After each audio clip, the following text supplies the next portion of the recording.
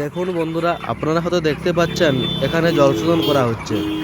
তো যাদের poultry farm আছে তারা নিশ্চয়ই জানেন মুরগিদের ইকোলাই হলে কীরকম বড় ক্ষতি হতে পারে।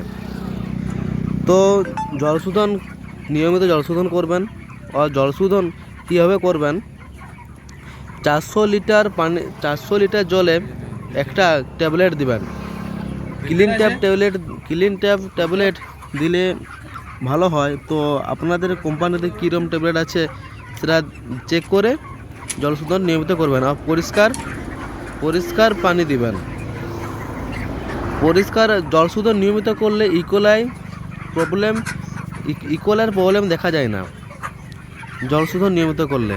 তো জল শোধন যদি নিয়মিত না করেন তো আপনার পোলট্রি ফার্মে আপনার পাখিদের অনেক বড় ক্ষতি হতে পারে, ইকোলাই প্রবলেম আসতে পারে। তো ইকোলাই প্রবলেম না আসার জন্য জল শোধন ঠিকমতো করাটা খুবই জরুরি।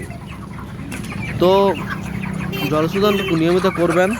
আর পাখিদের পরিষ্কার পরিষ্কার জল খাওয়াবেন।